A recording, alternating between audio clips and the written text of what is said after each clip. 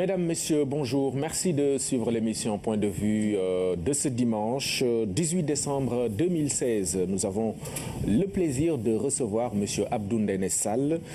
Il est le secrétaire d'État au réseau ferroviaire dans le gouvernement de la République du Sénégal. Vous voyez bien le prétexte, le lancement mercredi dernier des travaux du TER, le train express régional, qui entre dans le cadre d'un vaste chantier de rénovation de la voie ferrée dans notre pays. M. Sall, bonjour et merci. Bonjour M. Ning, merci aussi de l'invitation. Qu'est-ce que l'opinion doit comprendre dans cette dynamique de relance du réseau ferroviaire au Sénégal? L'opinion doit comprendre que le président de la République, il avait fait une promesse ferme de relancer les chemins de fer et il est en train de le réaliser. Le président est en train de respecter ses promesses, de redonner au chemin de fer sa place qui était là dans la mobilité des biens et services. D'accord. Donc, ce que je veux dire, le président de la République...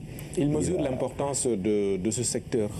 Il mesure l'importance du secteur, le transport ferroviaire. Le transport ferroviaire, comme vous le savez, le président de la République, il a sa stratégie qui est sur le PSE, et les chemins de fer occupent une place importante dans le PSE.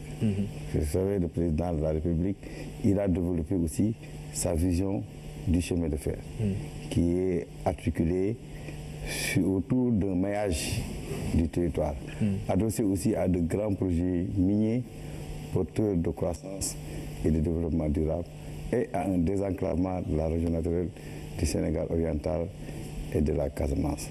Donc vraiment, nous avons un programme vraiment important de maillage du territoire avec 1500 km de nouvelles lignes de chemin de fer, c'est-à-dire programmé dans le cadre de l'horizon du PSE, c'est-à-dire de 2015 à 2035 sur les 20 ans. Et même le président de la République va faire à peu près 1500 km de nouvelles lignes. Ça, c'est le début simplement. D'accord. Alors, le projet phare de cette dynamique de relance du secteur, c'est évidemment, je l'ai rappelé tout à l'heure, le train express régional, dont les travaux viennent d'être lancés. On a bien compris les contours qui ont été expliqués d'ailleurs par le président de la République. Désengorger Dakar, connecter Diamniadio et puis desservir l'aéroport Blaise Diagne. Alors, comment le gouvernement a-t-il réussi à monter ce projet qui prend forme? Oui, comme vous le savez, lorsque le président a eu l'idée, il a imaginé un transport rapide quand même pour désengorger Dakar.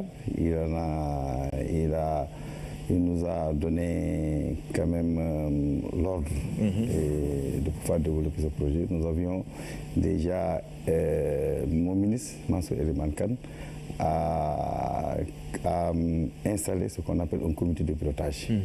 Et dans ce projet, nous sommes maîtres d'ouvrage, mais c'est l'APEX qui est maître d'ouvrage délégué. Et le comité de pilotage regroupe quand même toutes les spécificités et tous les techniciens qui ont eu de l'expérience dans ce genre de projet. Donc nous l'avons conduit ensemble avec l'APEX, avec l'agence des chemins de fer, avec le ministère, avec quand même Sistra, qui est la meilleure référence en termes de titre ferroviaire, pour quand même faire aboutir la vision du président de la République, qui était d'installer un transport rapide entre Dakar et sa banlieue, et entre Dakar, Diamniadio et Dakar AIBD. Donc pour ce projet, c'est le président qui l'a conçu, qui l'a imaginé d'abord. C'est le président qui l'a conçu, c'est le président qui est en train de le mettre en œuvre, parce que comme vous le savez, il a déclaré que lui-même, il va faire un suivi sans nous affecter, pour que le délai qu'il a déjà donné, parce qu'il a donné un délai, le 14 janvier 2017, en faisant le rétro-planning, nous avons 26 mois entre nous et ce délai de livraison pour pouvoir quand même organiser et exécuter les chantiers comme le veut le président de la République. Parce qu'en fait, ce qu'il faut comprendre, le président de la République, quand il parle de la... il faut le comprendre, quand il parle de sa nouvelle philosophie de l'action. C'est un homme qui est tourné vers le résultat. Donc, pour accompagner vraiment bien le président de la République, il faut être fixé, concentré sur les résultats, concentré sur l'exécution des projets, réduire les incertitudes, réduire les délais pour pouvoir livrer cette infrastructure qui est le projet le plus emblématique du régime du président Macky Sall en termes de complexité, d'abord en termes de valeur, en termes quand même de technologie, parce que nous changeons de technologie en termes d'entreprise. Il y a eu un allotissement, il y a à peu près 5 lots, il y a 5 lots pour la réalisation de ce projet. Il faut pouvoir coordonner tous ces lots pour qu'il n'y ait pas de problème sur le produit fini livré, sur les livrables terminés. Mais, et les partenaires techniques et financiers dans tout cela, comment avez-vous réussi à les mobiliser? Mais en fait, ce qu'il faut comprendre, tout ça, ça vient de la pertinence de la vision du président de la République, de son leadership. C'est ça qui nous a facilité la tâche, comme vous le savez. Les partenaires techniques et financiers ne viennent pas comme ça. Ils viennent selon, ils étudient le projet. Le projet a été bien étudié avec une analyse de faisabilité détaillée. C'est ce qui a amené les partenaires techniques et financiers à venir quand même accompagner le Sénégal qui est en même temps bailleur de ce projet pour pouvoir vraiment mettre le projet en forme, pouvoir le lancer et pouvoir le mettre en œuvre sur les 26 mois. Comme vous le savez, il n'y a qu'une gouvernance fiable, une stratégie crédible, un plan d'exploitation, c'est-à-dire des projets déclinés, clairement déclinés, qui peut mobiliser des investisseurs publics et privés. C'est ça actuellement. 566 milliards, c'est pas rien, c'est énorme. Oui, 568 milliards, c'est énorme, mais quand même, c'est un projet. C'est un projet, c'est le moment où le projet il se finance. C'est l'analyse de faisabilité du projet qui a impliqué quand même tous les partenaires pour nous accompagner. Parce que c'est un projet rentable, c'est un projet économiquement viable, parce qu'en fait, pour faire un projet, il faut se poser, d'abord, il y a ce qu'on appelle le processus d'élaboration du projet. La première question qu'il faut se poser, c'est si le projet répond à un besoin spécifique.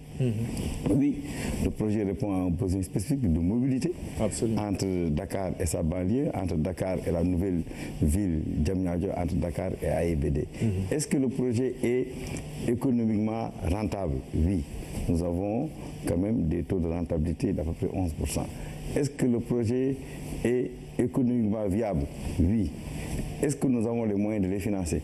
Oui. Le profil du pays, la bonne gouvernance, le leadership du président et sa vision, quand même, on montre sur la balance. On pose sur la balance, montre qu'on peut tout financer dans ce pays. Actuellement, c'est les projets peut-être qui manquent. Mais en fait, nous n'avons pas de problème de financement. Le président de la République, depuis son événement, 4 ans, il a mobilisé 5 000 milliards. Les régimes passés sur 12 ans arrivaient à peine à mobiliser 3 450 milliards.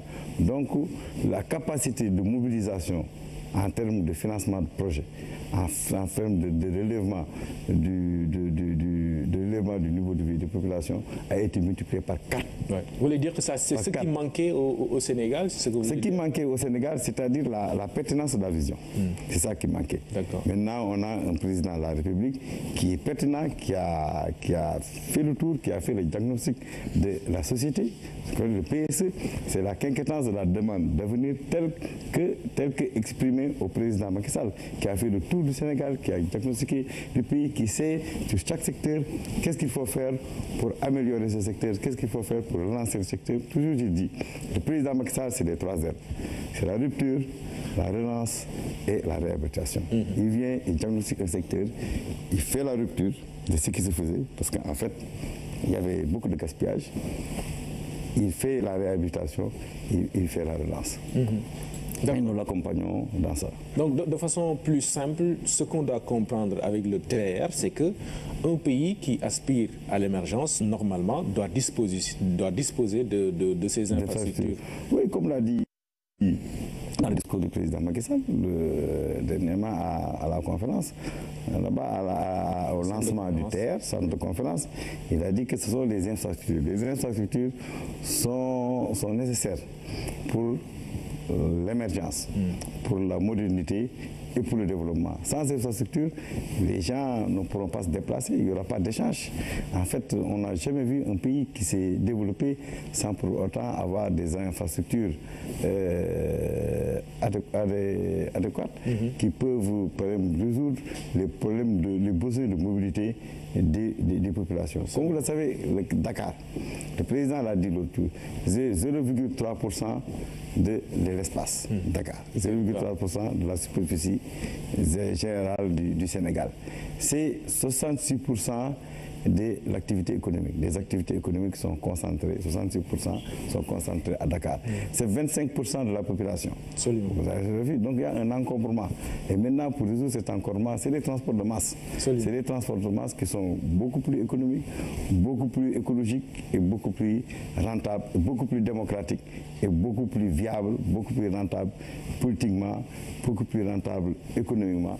C'est ça que le président est en train de mettre en œuvre avec le lancement de cette ère qui va améliorer sensiblement le niveau de vie des populations au niveau de la banlieue. C'est un train rapide sur 2 voies standards, 160 km à l'heure au maximum, avec une capacité de 115 000 voyages par jour. Actuellement, les petits trains de banlieue, il faut aller voir à la gare le matin, le soir, c'est un transport pendulaire. Le matin, les gens quittent la banlieue pour venir travailler à Dakar et le soir, ils rentrent. Vous voyez, c'est 15 000 à peu près personnes par jour.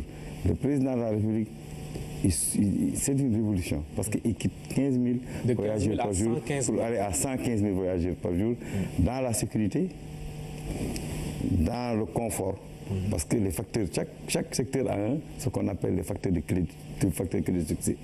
Les facteurs clés de succès du transport ferroviaire, c'est la régularité, la capacité, la fiabilité. Donc, actuellement, nous avons multiplié la capacité par 10. En termes de régularité, nous faisons un départ tous les 15 jours, tous les 15 minutes. Toutes les 15 minutes. Donc, c'est régulier, le temps d'arriver. Et c'est la précision.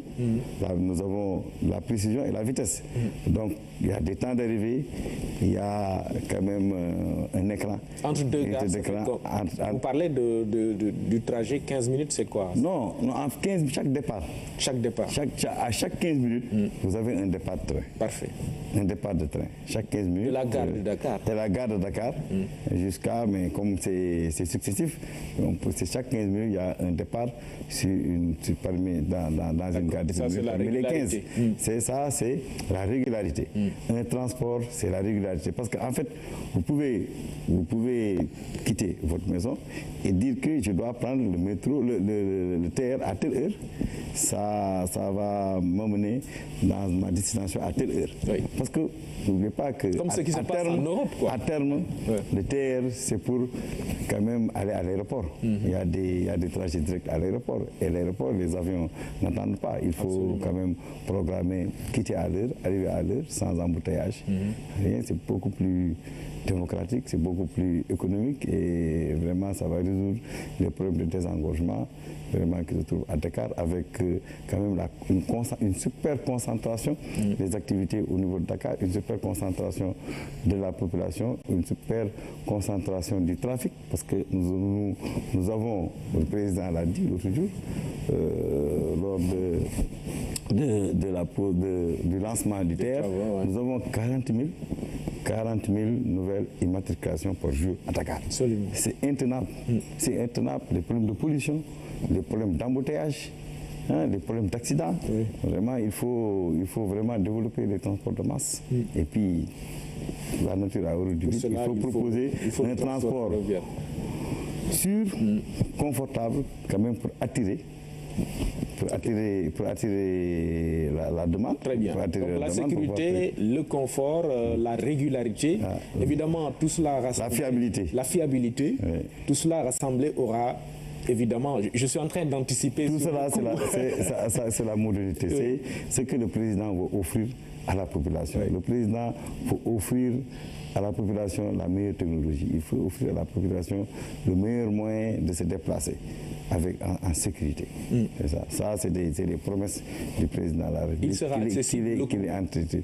Oui, il sera accessible parce qu'en fait, nous avons calculé parce qu'en fait, nous avons augmenté le volume. En augmentant le volume, nous pouvons quand même assurer ce qu'on appelle la rentabilité de l'opération ferroviaire, avec la rentabilité de l'opération financière, avec des tarifs de 350, 500 au maximum, nous pouvons quand même... De Dakar à Diamniadio? Dakar à Diamniadio. Très bien. Entre 350 et 500? Dans 350 et 500. Okay. Nous avons plusieurs scénarios, mais vraiment, il n'y a pas de problème parce qu'actuellement, le petit train de banlieue qui est en train... Il y a deux tarifs, 150 et 200. Et si on calcule quand même ces mêmes trajets avec les bus, les cars Tata, avec les sectionnements qu'ils font, nous dépassons généralement les 500 francs et c'est le prix absolument, c'est tenable. qu'on peut faire. C'est tenable, c'est tenable. Absolument. Et nous avons fait des enquêtes d'acceptabilité du truc, des enquêtes d'engouement. Oui. Les gens quand même, ils nous ont félicité, les gens veulent se taire au niveau de la banlieue. Les gens veulent se taire, ils veulent quand même se taire, qui va améliorer sensiblement leur mobilité, qui va leur ouvrir des opportunités. Absolument. Parce que quand même, quitter la banlieue, venir rapidement en ville au bout de 15 minutes, parce que les 45 minutes, c'est le trajet Dakar à IBD. Au bout de la banlieue, la gare la plus éloignée de la banlieue, c'est la gare de Thiaroye Yeumbeul, c'est 15 minutes au plus. Et la première phase, c'est Dakar-Diamniadio. Ça veut dire qu'en 30 minutes, on est à Diamniadio, c'est ça? Oui, en 30 minutes, la première phase, c'est Dakar-Diamniadio. En 30 minutes, on est à Diamniadio. La deuxième phase, c'est Diamniadio à IBD. Comme vous le savez, à IBD aussi, l'année prochaine, on va mettre en service l'aéroport 2015. Fin d'année 2015, nous avons une demande de plus de 3 millions de voyageurs annuellement. Il faut pouvoir quitter Dakar rapidement, aller à l'aéroport sans amener de voiture. Oui.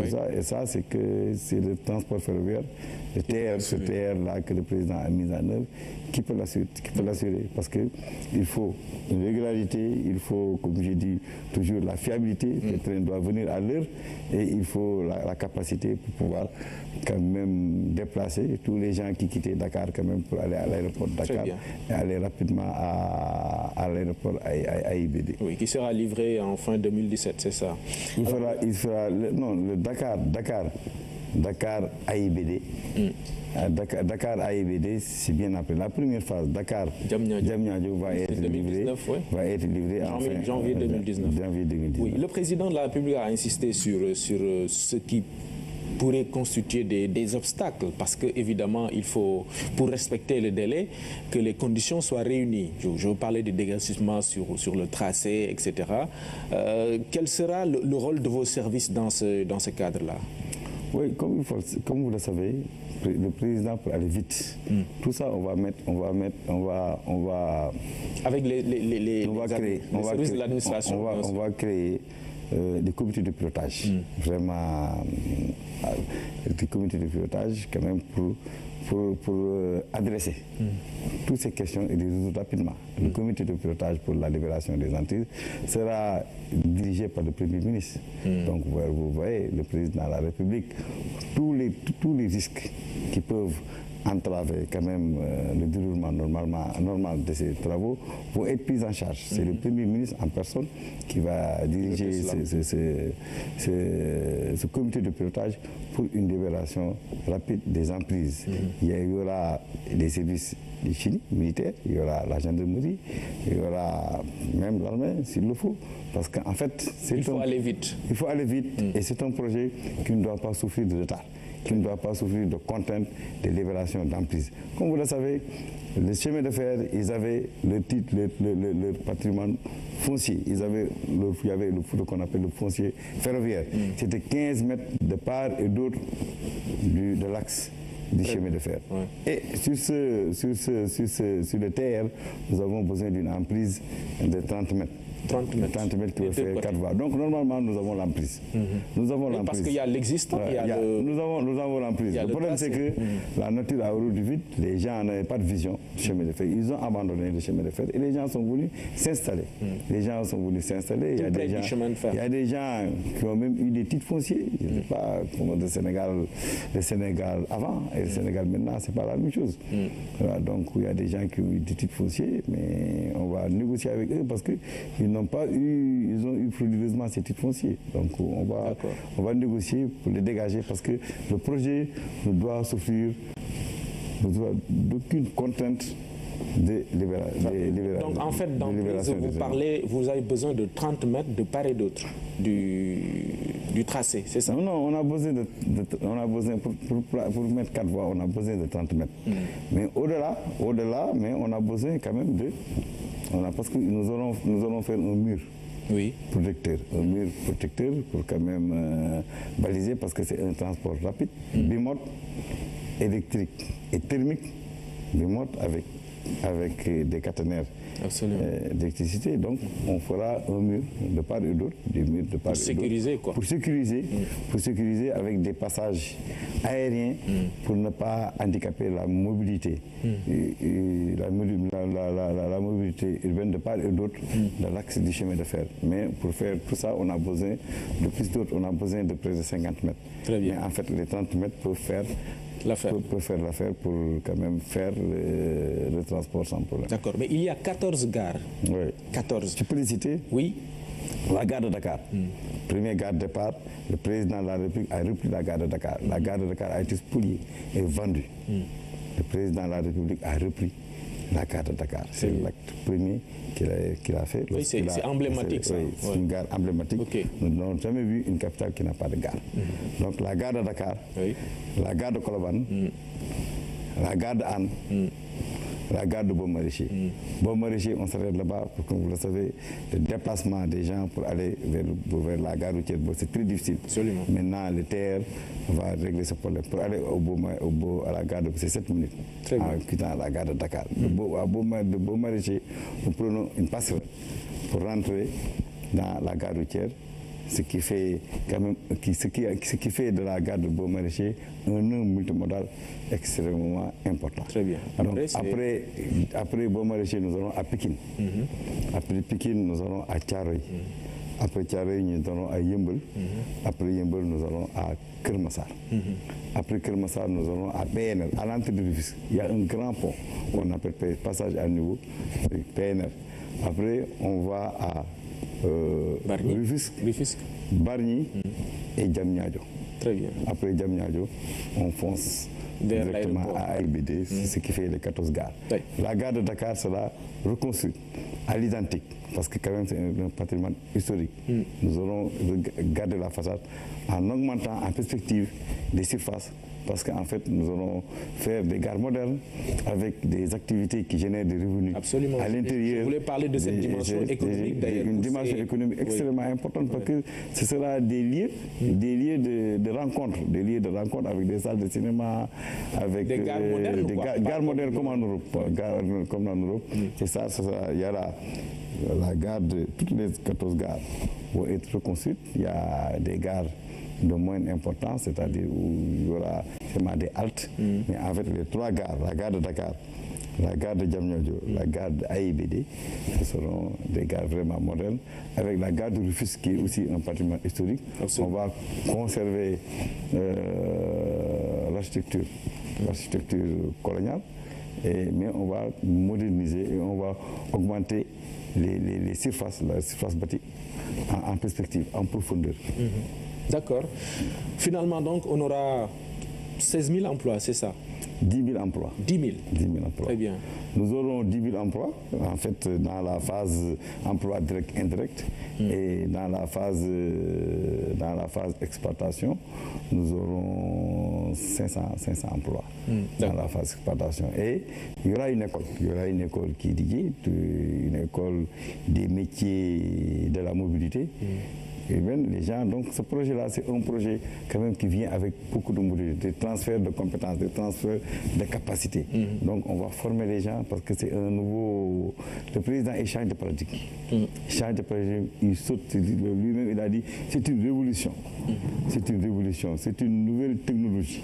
C'est une nouvelle technologie parce qu'on quitte des trains diesel, écartement standard, écartement métrique, au train électrique, bimode, c'est-à-dire thermique et électrique, écartement standard avec une vitesse supérieure de 160 km à l'heure, vitesse supérieure de 160 km à l'heure, une capacité de 115 000 passagers par jour.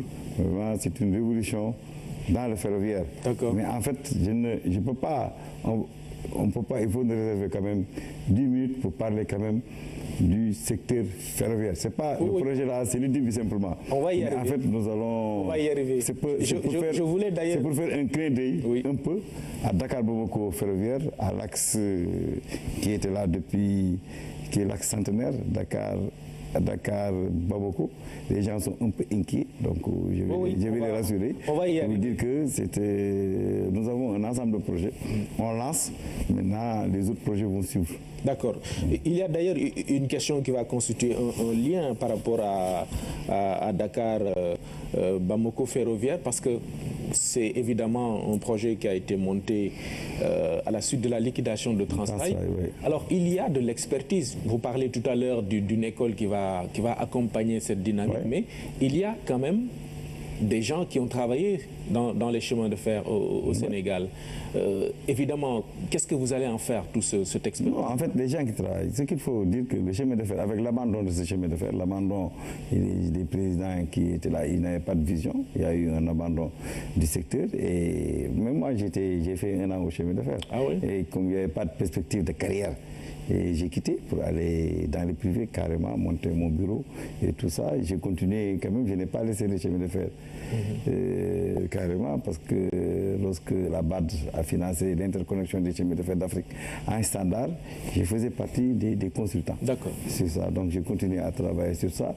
Mais vous voulez dire quoi? Les gens qui sont actuellement au chemin de fer, qui sont restés au chemin de fer, et j'avoue que... Ils ne sont pas nombreux. Ils ne sont pas nombreux, les gens qui sont bien formés, ils ne sont pas nombreux, parce que la plupart sont partis à la retraite. D'accord. Tu as vu, mais quand même, nous avons des cycles. Il y a une école, à part cette école-là, il y a une école interne au niveau de Dakar Bamako ferroviaire qui fait une recapacitation.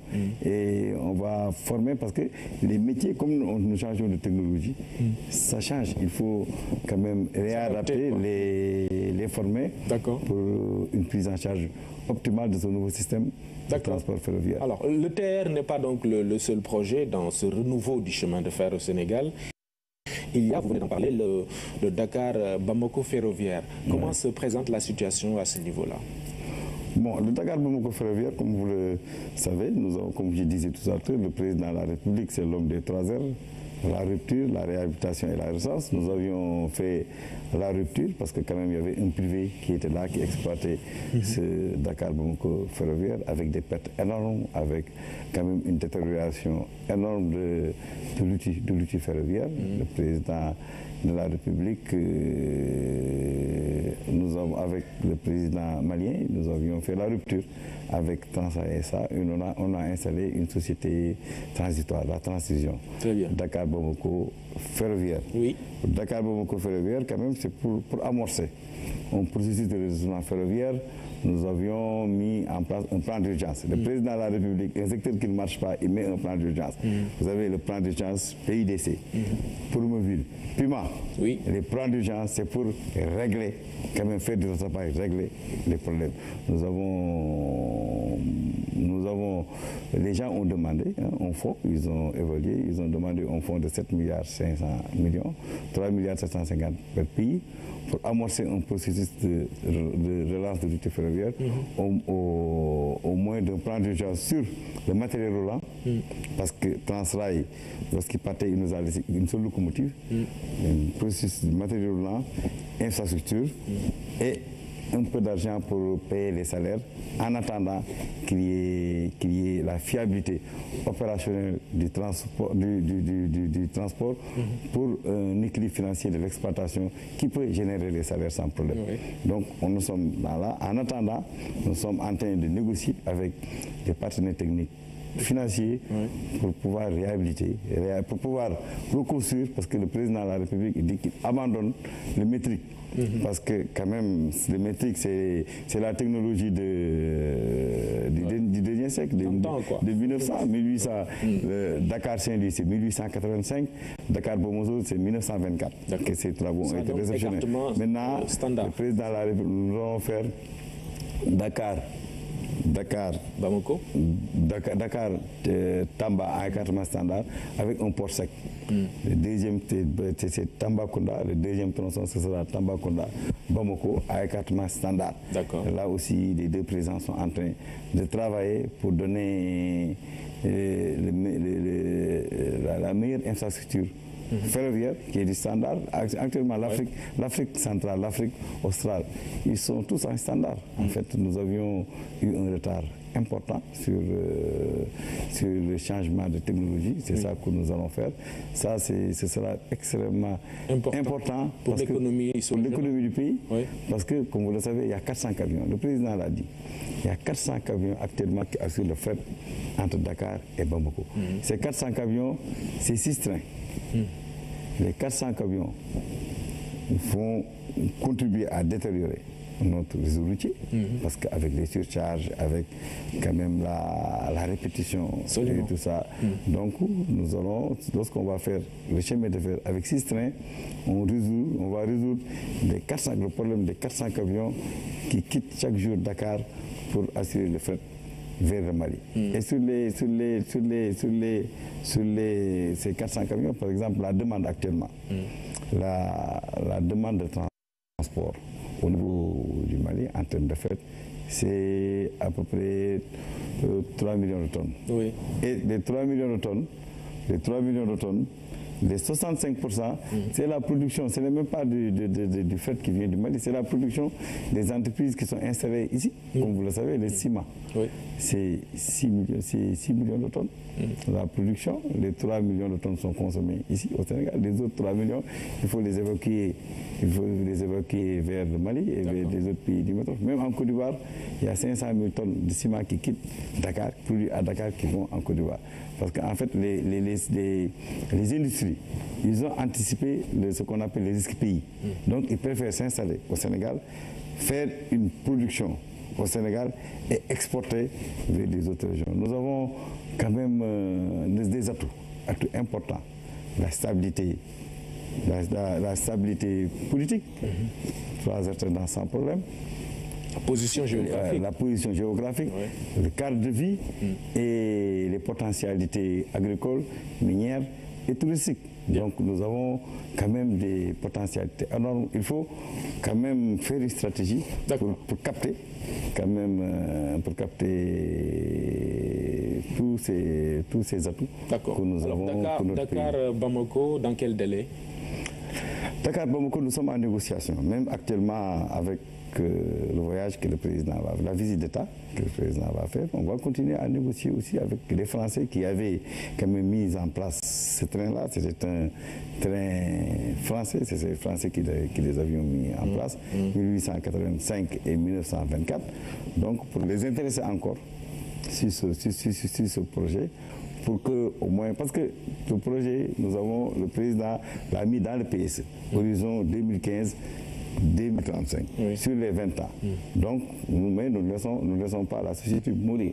Actuellement, la société est en train de faire le transport. Bon, à Mala, ils font à peu près 15 trains le mois. 15 trains le mois qui peut leur assurer quand même la prise en charge des salaires, qui peut leur assurer la prise en charge des questions sociales et tout ça, donc qui permet de maintenir l'activité en attendant de faire la réforme du secteur. La réforme du secteur, c'était structuration de la concession de travail, mise en place d'un nouveau schéma institutionnel avec une société de patrimoine, une société d'exploitation et un organe de régulation. Oui. Donc tout ça, c'est la dimension sociale est importante. Hein. Qu'est-ce qui va changer dans la vie de ces gens qui sont là actuellement? Ça ne va pas changer. Ils vont avoir des améliorations de salaire. Parce qu'en fait, nous allons avoir des recettes supplémentaires. Parce que si on réhabilite, on a beaucoup plus de trains, on a beaucoup plus de régularité, on a beaucoup plus de fiabilité, on a beaucoup plus de recettes. Les gens, les arrêts seront améliorés et tous les gens qui sont sur ce chemin de fer actuellement, 750 au niveau de Dakar, 750 au niveau de Bamako, vont être conservés mais en fait il y aura, comme nous changeons de technologie, le président est en train de changer de paradigme. Oui. Donc nous changeons de technologie. En changeant de technologie, il faut aussi que le personnel soit formé, recapacité pour pouvoir prendre en charge. D'accord. Parce que ce qui est important, c'est de conserver. Le président l'a dit tout de suite aux ICS, il faut que les gens, quand même, l'outil de production, elle est extrêmement importante. Si l'outil de production n'existe pas, il n'y a pas de travail. Absolument. Donc il faut que tout le monde travaille, tout le monde se reforme, parce qu'il y aura une école interne pour reformer les gens sur les nouveaux métiers du chemin de fer, pour pouvoir prendre en charge quand même ces nouvelles technologies, pour pouvoir être au top et assurer la fiabilité de ce transport. Parce que quand on dit fiabilité, il y a les machines, mais il y a les hommes aussi. D'accord. Alors, TER, on a compris, Dakar-Bamako ferroviaire, on a compris, mais il y a une ligne historique, Dakar-Saint-Louis. Oui. Qu'est-ce qu'elle... Mais le TER, le président l'a dit, le TER, c'est transport, c'est train express régional. Ça relie 2 régions. Donc ça, c'est la phase 1. Très bien. La phase 2, c'est Diamniadio, Thiès, Thiès-Saint-Louis. Très bien. L'autre phase, c'est AIBD, Mbour. C'est ça, des phases qui vont venir. Et lorsqu'on va basculer en standard sur le Dakar-Bamako, on va faire aussi le transport de voyageurs, parce que le projet que le président Macky Sall a sur le chemin de fer Dakar-Bamako, c'est un projet avec des objectifs clairs. 6 millions de tonnes de fret et 2 millions de voyageurs. Ça va vraiment raffermir les relations avec les pays, parce qu'en fait, vous connaissez le Mali et le Sénégal, c'était un seul pays avec la Fédération du Mali, avec ce chemin de fer qui a développé des relations vraiment très fortes entre les deux peuples. C'est ça que les deux présidents se sont donnés comme objectif, pour que le chemin de fer, d'avant que nous connaissons lorsqu'on était jeunes, parce que moi je suis de Tiawa, on s'est déplacé pour voir le chemin de fer à Rebouni, le chemin de fer que nous connaissons lorsqu'on était jeunes, que ce chemin de fer puisse être relancé, puisse être modernisé, pour que le Sénégal entre dans la modernité du transport ferroviaire, parce que le transport ferroviaire est extrêmement important en termes de solutions. Vous connaissez actuellement, nous avions beaucoup d'accidents. Beaucoup d'accidents. Ce qui amène les accidents, c'est généralement la non-fiabilité des hommes, la plupart, mais sur 80%, mais sur 20%, quand même, ce sont les machines. Ce sont les machines, il y a la fatigue et tout ça. Donc le transport ferroviaire va permettre de réduire quand même les accidents qui sont énormes et qui nous coûtent à peu près 1% de notre taux de croissance. Absolument. De notre taux de croissance. 1% à peu près 1% oui, du PIB. D'accord. Même s'il y a des accidents aussi dans le chemin de fer. Nous ne le souhaitons pas en tout cas. Mais oui, mais en fait, il y a des accidents sur le chemin de fer. Mais en fait, nous allons à une technologie moderne avec des systèmes de communication, un système ce système qu'on a donné à Thales, télécommunication et courant fort, courant faible. Quand même, les accidents, c'est rare sur le chemin de fer maintenant. C'est comme l'avion. Les accidents sont rares. Oui. Cette extension-là. Les accidents que vous voyez sur le chemin de fer, c'est vraiment le chemin de fer vraiment qui n'est pas moderne. En Afrique, c'est fait en Afrique toujours métrique avec des rails soudés, avec une non-homogénéité de ce qu'on appelle du chemin de fer en tant que tel. D'accord. Parce que le chemin de fer, c'est les rails, c'est le ballast, c'est la fondation et c'est les traverses. C'est les traverses des chemins de fer. Là où vous avez vu des accidents, il y avait 3 types de traverses sur le chemin de fer. Il y a des traverses en bois, il y a des traverses en fer et des traverses en béton. C'est pas homogène du tout. Okay. C'est pas homogène du tout. C'est ce que le président a refusé avec le projet de la Banque mondiale. Parce qu'il a dit, je vais vous offrir la meilleure solution à ma population. C'est ça qu'il est en train d'offrir à la population au niveau du TR. C'est ça qu'il va offrir à la population au niveau de Dakar, Bamako, qui va faire renaître des villes, qui va vraiment améliorer considérablement l'économie au niveau de ces qui va faire revivre des villes. Parce que vraiment, nous avions fait des enquêtes, mais vraiment les gens attendent quand même vraiment le chemin de fer, surtout Dakar Bamako. Les gens sont nostalgiques, comme on dit. Alors, pendant la visite d'État du président de la République en France, ce qui démarre ce lundi, vous le disiez tout à l'heure, il y a une étape importante à l'étape d'Alstom, les usines de Strasbourg. Quelle est l'importance de cette étape, justement, dans la dynamique actuelle dans la dynamique actuelle de lance chemin de fer, cette étape est extrêmement importante parce que l'usine d'Alstom, c'est un constructeur de matériaux roulants. Et nous avons, comme la commande que nous avons fait, les 15 trains que nous avons commandés à Alstom. Nous étions partis, nous avions déjà fait une mission d'identification. Mon ministre, moi et APIX, et le secteur ferroviaire dans sa globalité, c'est-à-dire l'agence des chemins de fer. Maintenant, le président, il va aller voir parce qu'en fait, il faut faire des projets dans la durée. Parce qu'on relance un secteur, il faut pouvoir signer des partenariats avec gagnant-gagnant, avec quand même ces sociétés qui ont déjà eu un marché avec le Sénégal. Il a eu un marché de 140 milliards Alstom pour nous construire à peu près 15 trains. 15 trains avec 4 voitures. 4 voitures, bon, vraiment, il faut voir. Le président de la République, tout ce qu'il fait, c'est le monitoring. C'est le monitoring. Vous le savez, vous avez vu le PIDC. Il est allé regarder qu'est-ce que les gens font réellement. Il est allé regarder, il est content. Il a rectifié certaines imperfections. C'est comme ça. Maintenant, lui-même, il va aller regarder s'imprégner. C'est le monitoring. Il fait le monitoring. Très bien. Parce qu'il faut faire le monitoring pour éviter les dérapages. Donc c'est ça. Donc ça entre dans le cadre du monitoring, du suivi de ces projets, du suivi de la coopération. Parce que vous savez, depuis 1982, je crois qu'il n'y a pas de visite d'État. C'est la relance quand même de la coopération entre le Sénégal et la France, extrêmement important parce que c'est la France qui nous avait colonisés.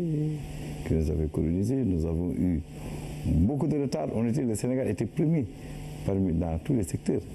C'est avec le président Macky Sall qu'on reprend notre place de leadership parce que le train métrique a commencé au Sénégal. Donc le train standard va commencer aussi au Sénégal. Le train électrique standard va commencer aussi au Sénégal. Et ça, c'est extrêmement important d'avoir la France à ses côtés pour nous accompagner pour le transfert de technologies. Comme vous le savez, la France est un champion en matière de transport ferroviaire. C'est une très, très, très bonne chose. Bien. Merci beaucoup, M. Abdou Ndéné Sall. Je précise encore que vous êtes le secrétaire d'État au réseau ferroviaire. C'est pourquoi, durant toute cette émission, on n'a parlé que de rails, des chemins de fer. Merci beaucoup. Merci beaucoup, merci beaucoup. Merci beaucoup, mesdames, messieurs, à vous aussi d'avoir suivi. Rendez-vous dimanche prochain. Merci.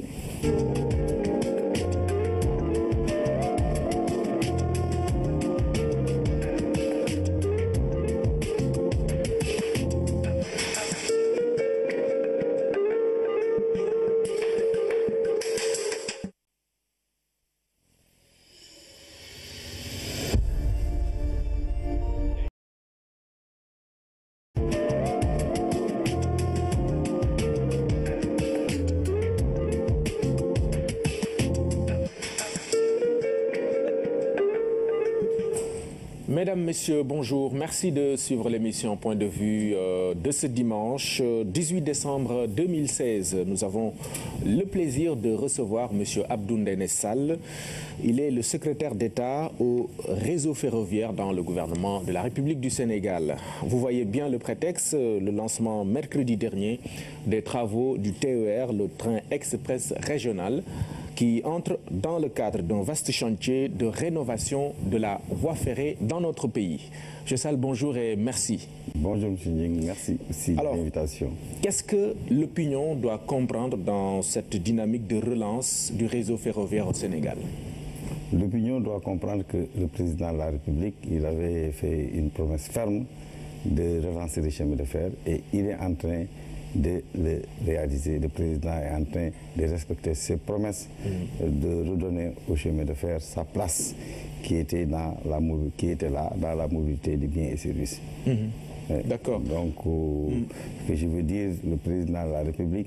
Il mesure l'importance de ce secteur. Il mesure l'importance du secteur, le transport ferroviaire. Le transport ferroviaire, comme vous le savez, le président de la République, il a sa stratégie qui est sur le PSE, et les chemins de fer occupent une place importante dans le PSE. Vous savez, le président de la République, il a développé aussi sa vision du chemin de fer, qui est articulée autour d'un maillage du territoire, adossé aussi à de grands projets miniers porteurs de croissance et de développement durable, et à un désenclavement de la région naturelle du Sénégal oriental et de la Casamance. Donc vraiment, nous avons un programme vraiment important de maillage du territoire avec 1500 km de nouvelles lignes de chemin de fer, c'est-à-dire programmé dans le cadre de l'horizon du PSE, c'est-à-dire de 2015 à 2035 sur les 20 ans. Et même le président de la République va faire à peu près 1500 km de nouvelles lignes. Ça, c'est le début simplement. D'accord. Alors, le projet phare de cette dynamique de relance du secteur, c'est évidemment, je l'ai rappelé tout à l'heure, le train express régional, dont les travaux viennent d'être lancés. On a bien compris les contours qui ont été expliqués d'ailleurs par le président de la République.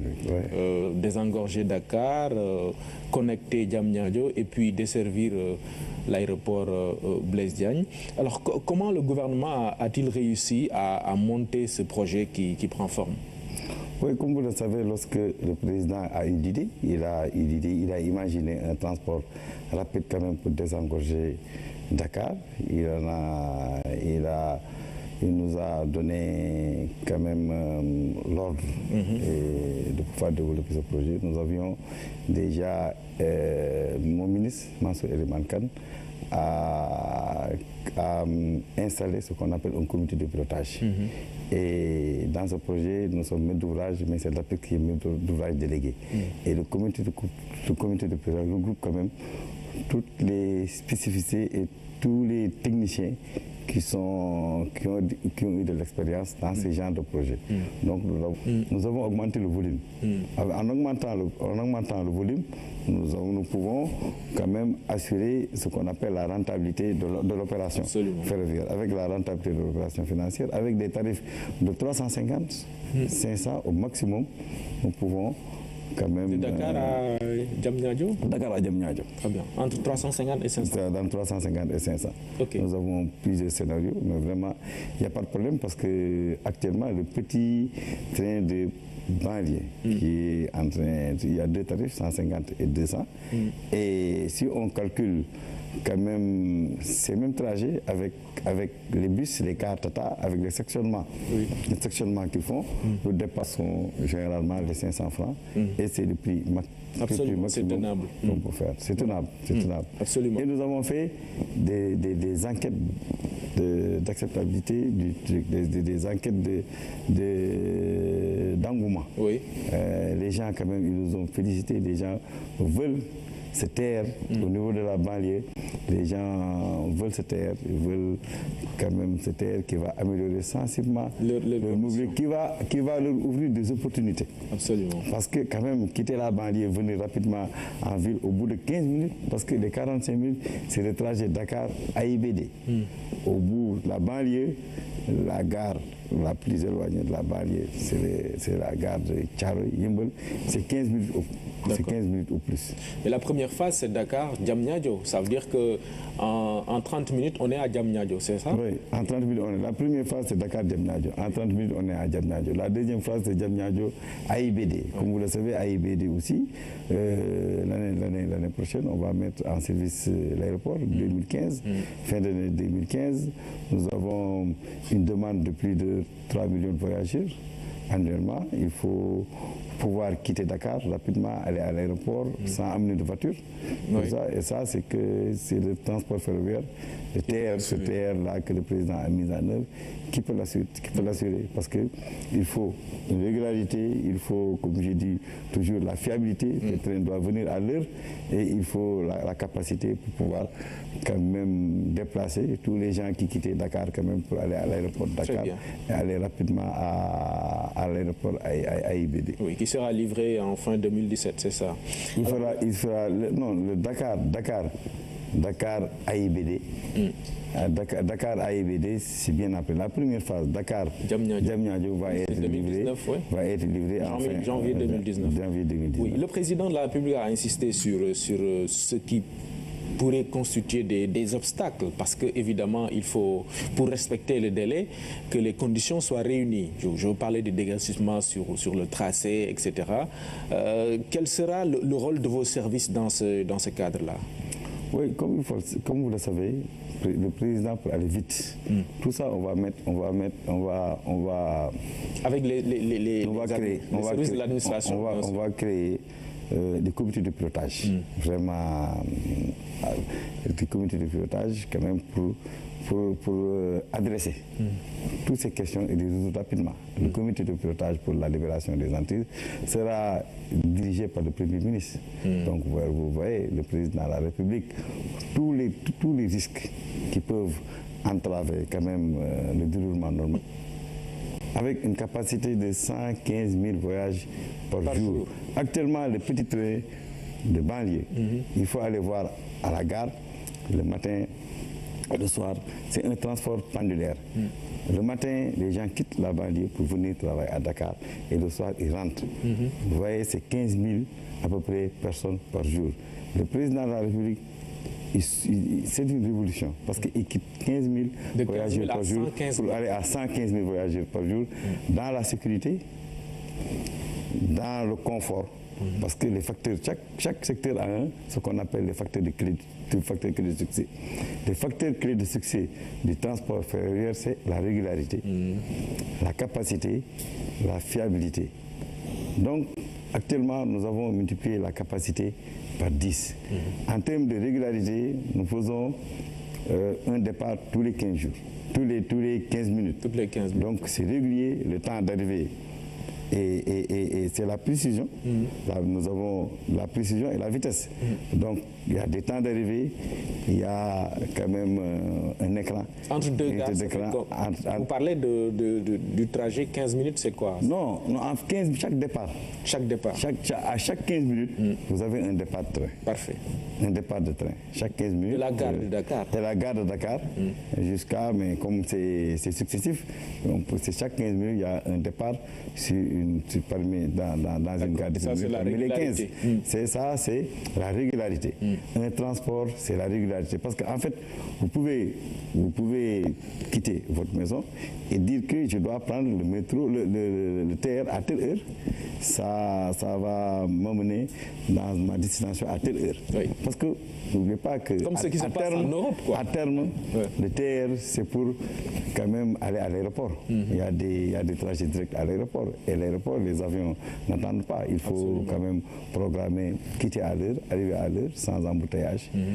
C'est beaucoup plus démocratique, c'est beaucoup plus économique et vraiment ça va résoudre les problèmes de désengorgement vraiment qui se trouvent à Dakar avec quand même une super concentration des activités au niveau de Dakar, une super concentration de la population, une super concentration du trafic parce que nous avons, le président l'a dit l'autre jour, lors du lancement du TR, nous avons 40 000 40 000 nouvelles immatriculations par jour à Dakar. C'est intenable.